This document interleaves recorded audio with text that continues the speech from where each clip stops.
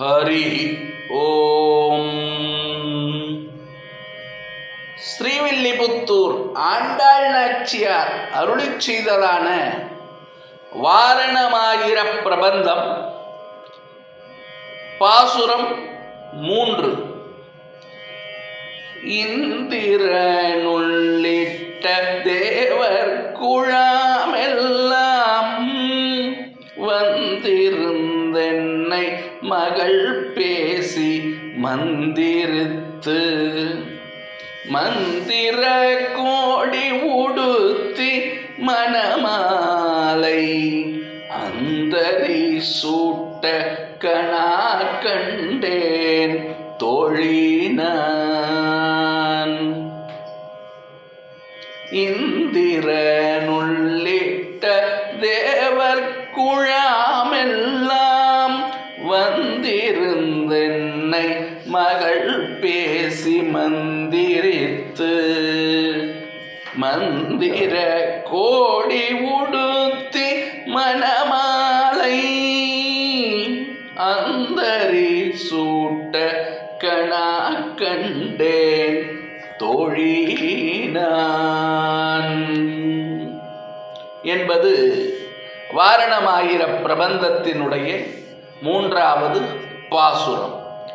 இதனுடைய பொருள் விளக்கம்: இந்திரனை தலைவனாக கொண்ட 30 முக்கோடி தேவர்களும் ஸ்ரீவில்லிபுத்தூராகிய நம்முடைய ஊருக்கு வந்திருந்து என்னை மணப்பெண்ணாக பேசி நிச்சயம் செய்து, பெண் வீட்டாரும் பிள்ளை வீட்டாரும் கலந்து பேசி முடிவு செய்து, அதற்கும் மேலாக உறவினர்களுடனும் திருமண விஷயத்தை பற்றி விவரமாக பேசி வேத மந்திரங்கள் ஓதி தூய்மையாக்கிய திருமண கூரைப்புடவையை பார்வதி தேவியானவள் எனக்கு உடுத்தி வாசனை மிக்க மலர்களையும் எனக்கு சூட்டுவதாக கணாக்கண்டேன் தோழி நான் என்பதாக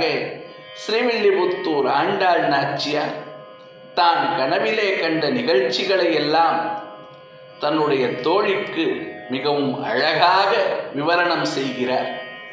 வாரணமாயிரம் சூழ ஸ்ரீவில்லிபுத்தூருக்கு ஸ்ரீமன் நாராயணன் எழுந்தருளின பின்னாலே திருமகளும் இந்த நகரத்திற்கு வந்து சேர்ந்ததை 2ஆம் பாசுரத்திலே தெரிவித்த ஆண்டாள் நாச்சியார் இந்த பாசுரத்திலே பூமியிலே கால்படாத தேவர்களும் ஸ்ரீவில்லிபுத்தூரிலே குழுமியுள்ளதை விவரித்து அருள்கிறார்.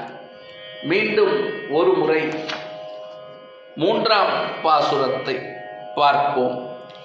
இந்திரனுள்ளிட்ட தேவர் குழாமெல்லாம் வந்திருந்தென்னை மகள் பேசி மந்திரித்து மந்திர கோடி உடுத்தி மணமாலை அந்தரி சூட்ட கணா கண்டேன் தோழினான்.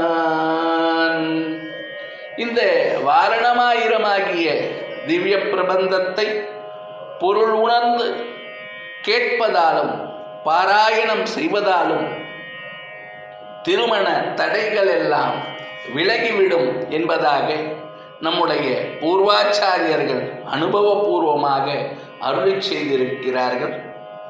ஆண்டாள் நாச்சியாருடைய திருவடி தாமரைகளை வணங்குவோம். கண்ணனம் பெருமாளுடைய திருநாமங்களை சொல்லுவோம். வாழ்க்கையிலே வளம் பல பெறுவோம். லோகா சமஸ்தா சுகினோ பவந்து. ஜெய் ஸ்ரீராம். ஜெய் ஹிந்த்.